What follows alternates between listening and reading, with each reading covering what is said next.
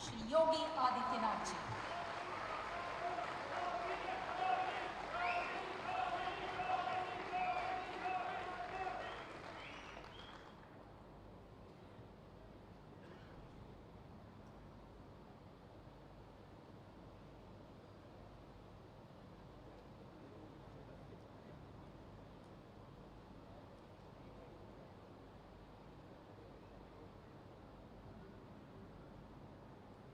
श्री धर्मस्थल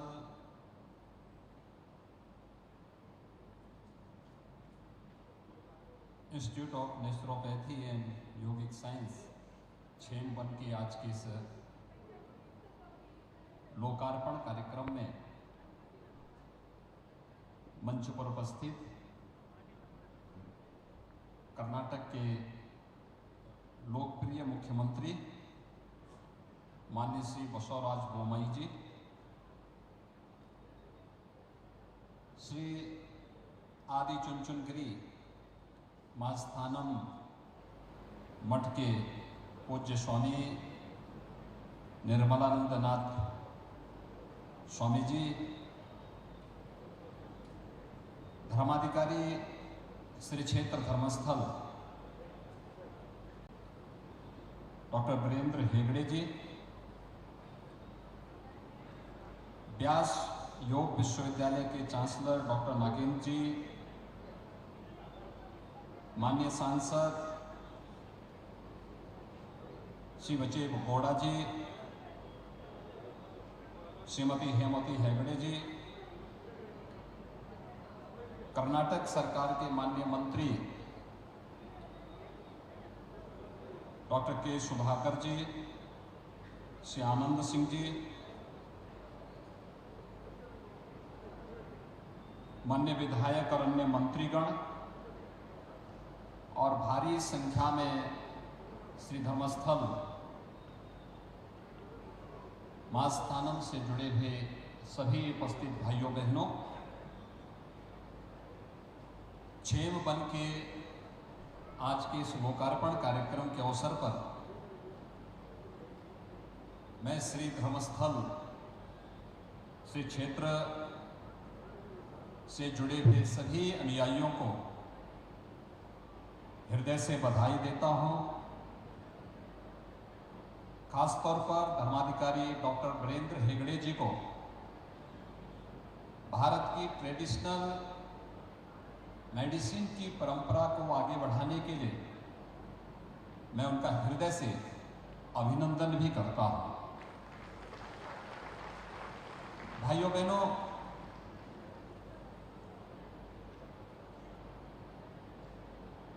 जब इस सेंटर के उद्घाटन का आमंत्रण मुझे प्राप्त हुआ तो मेरे लिए वो अद्भुत क्षण था। श्री मंजुनाथ श्री क्षेत्र के जुड़े हुए इस पावन कार्यक्रम के साथ जुड़ने का कार्यक्रम कर्नाटक और उत्तर प्रदेश का बहुत घनिष्ठ संबंध है और एक घनिष्ठ संबंध इस रूप में भी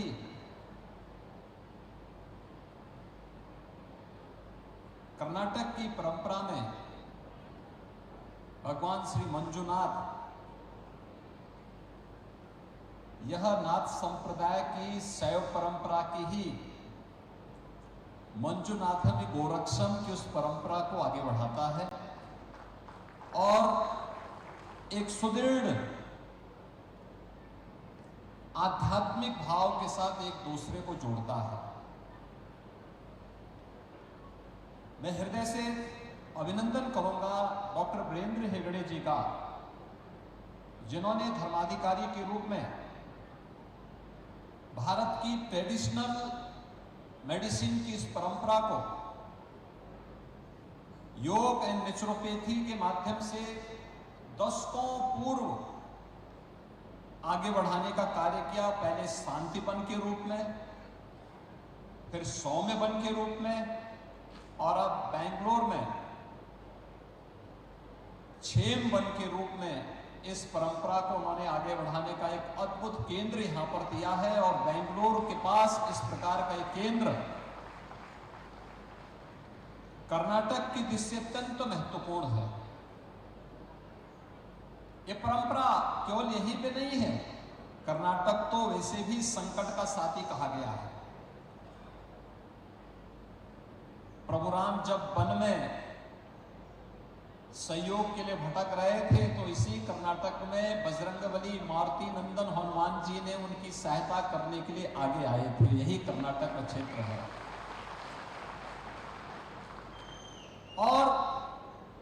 बजरंगबली हनुमान की सहायता से उस समय जो मजबूत सेतुबंध का निर्माण हुआ था वह भारत में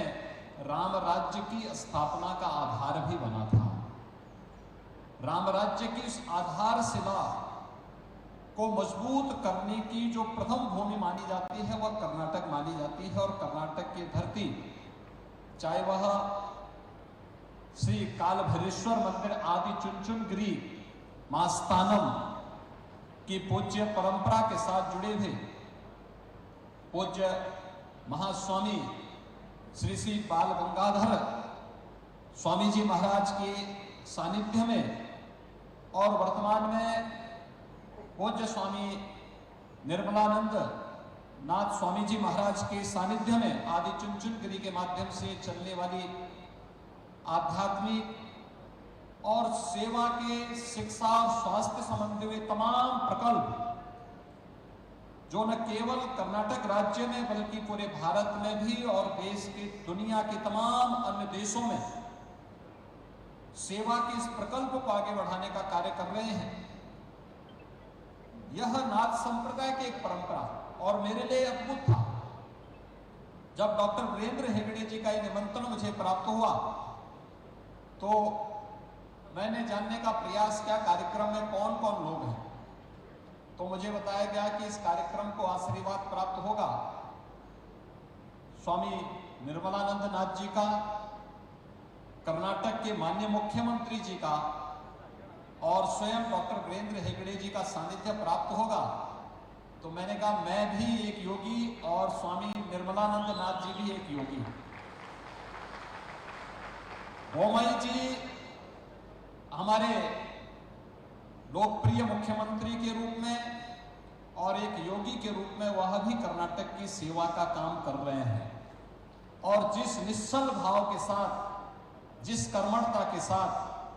कर्नाटक की जनता की सेवा के लिए उन्होंने कार्य किया है वह अद्भुत है। और डॉक्टर वीरेंद्र हेगड़े जी श्री धर्मस्थल क्षेत्र के माध्यम से एक योगी के रूप में ही वे भी यहाँ पर कार्य करते हुए पूरे क्षेत्र में आध्यात्मिक शिक्षा और स्वास्थ्य के विभिन्न प्रकल्पों के साथ ही जिस प्रकार के समाज सेवा के अभियान के साथ जुड़े हुए हैं, यह अद्भुत संजोग है। और इसलिए जब मुझे इस प्रकार का अवसर मिला तो मैं अपने आप को रोक नहीं पाया। आज मैं आपके बीच में यहां पर आया हूं। मेरे लिए अवसर अत्यंत महत्वपूर्ण है भाइयों बहनों, इसलिए भी महत्वपूर्ण है कि बेंगलोर आईटी और बायोटेक्नोलॉजी का एक हब माना जाता है। अब यह तेजी के साथ ट्रेडिशनल मेडिसिन के एक नए हब के रूप में दुनिया को मार्गदर्शन करता हुआ दिखाई दे रहा है। और खासतौर पर जब प्रधानमंत्री मोदी जी भारत की इकोनॉमी को $5 ट्रिलियन की इकोनॉमी बनाने की ओर अग्रसर हो, हमें अपनी कार्य पद्धति में प्रोफेशनलिज्म कैसे लेके आना है, टेक्नोलॉजी के साथ उसको जोड़ते हुए कैसे हम इसे आगे बढ़ा सकते हैं, यह आज की आवश्यकता है। और आज की इस आवश्यकता के अनुरूप हम उस अभियान का हिस्सा बने। ये केवल सरकार के अकेले प्रयास से नहीं बल्कि सभी सामाजिक, धार्मिक, आध्यात्मिक और वाणिज्यिक संस्थान भी जब इस कार्यक्रम के साथ जुड़ेंगे तो इसके परिणाम उसी रूप में आते हुए दिखाई देंगे जब भारत को आधुनिक तकनीक की आवश्यकता थी, तो आईटी के रूप में बेंगलोर उसका हब बना। भारत को जब किसी भी अन्य क्षेत्र में आगे बढ़ने की आवश्यकता पड़ी, तो बेंगलोर ने और कर्नाटक ने उस संकट के साथी के रूप में मजबूती के साथ अपने कदम को आगे बढ़ाया। और आज यह अवसर अत्यंत महत्वपूर्ण है कि आज जब प्रधानमंत्री मोदी जी भारत को दुनिया की एक बड़ी अर्थव्यवस्था के रूप में अग्रसर करने के लिए संकल्पित हैं, उन स्थितियों में भारत के धर्म स्थलों की भूमिका क्या होनी चाहिए, इस भूमिका के लिए आपने देखा होगा विश्व योग दिवस के अवसर पर प्रधानमंत्री मोदी जी मैसूर में आकर के योग दिवस का शुभारंभ करते हैं। मित्रों, योग दिवस भारत की परंपरागत उस परंपरा का प्रतिनिधित्व करता है जो भारत की आध्यात्मिक परंपरा को वैश्विक मंच पर एक नया स्थान दिलाता है। और पहली बार वैश्विक मंच पर योग की परंपरा को प्रधानमंत्री मोदी जी ने जिस मजबूती के साथ रखा, 21 जून की तिथि विश्व योग दिवस के रूप में आज पूरी दुनिया उसके साथ जुड़ती हुई दिखाई दे रही है। आप सबने इस बात को महसूस किया होगा। पहले योग के बारे में एक बहुत भ्रांत धारणाएं थी। योग के बारे में लोगों के मन में तमाम अन्य प्रकार की धारणाएं थी, लेकिन आज न केवल भारत के अंदर करोड़ों लोग योग की परंपरा के साथ जुड़ रहे हैं, बल्कि दुनिया के 175 देशों ने 21 जून को भारत की योग की परंपरा के साथ जुड़ करके भारत के योग की और आध्यात्मिक ताकत को भी उन्होंने महसूस किया है। लेकिन योग और नेचुरोपैथी हमारे लिए उपयोगी तभी हो सकता है। भारत की परंपरा ने, भारत की ऋषि परंपरा ने इस बात को माना है कि शरीर माध्यम खलु धर्म साधनम, यानी जितने भी धर्म के साधन हैं ये सभी शरीर के ही माध्यम से हो पाएंगे। हमारी इस बॉडी के माध्यम से ही उसे हम पूरा कर पाएंगे, और एक स्वस्थ शरीर ही इन सभी कार्यों को संपन्न कर सकता है। योग की ताकत को, आयुष की ताकत को दुनिया ने इस सदी की सबसे बड़ी महामारी कोविड-19 के दौरान स्वीकार किया है। भले ही लोग आधुनिक चिकित्सा पद्धति के कारण उसके पीछे भागते रहे हैं, उसका अपना महत्व अपनी जगह है, लेकिन शरीर की इम्यूनिटी को बढ़ाना है तो हमें अपनी परंपरागत ट्रेडिशनल पैथी की तरफ ही जाना पड़ेगा। और उसमें योग का, नेचुरोपैथी का, आयुर्वेद का, यूनानी का, सिद्धा का, इन सब की अपनी भूमिका है। और इन सब ने जिस प्रकार की भूमिका का निर्वहन किया, वह हम सब ने कोविड-19 के पिछले 2-2.5 वर्ष के अंदर जिस प्रकार की चुनौती विश्व मानवता के सामने आई थी, उस चुनौती के दौरान आपने देखा होगा कि कैसे भारत को प्रधानमंत्री मोदी जी के नेतृत्व में सुरक्षित निकलने का रास्ता मिलता गया। भारत की आबादी 135 करोड़ की, लेकिन अगर हम यूएस से इसकी तुलना करें तो मित्रों, यूएस की जो पॉपुलेशन है वह भारत की तुलना में भारत का 1/4 है, लेकिन कोविड-19 से होने वाली जो मृत्यु है वह यूएस में भारत से दुगनी है। यानी हमसे 1/4 आबादी के बावजूद भारत से दुगनी मौतें कोविड-19 से अमेरिका में हो जाना इस बात को यह प्रमाणित करता है कि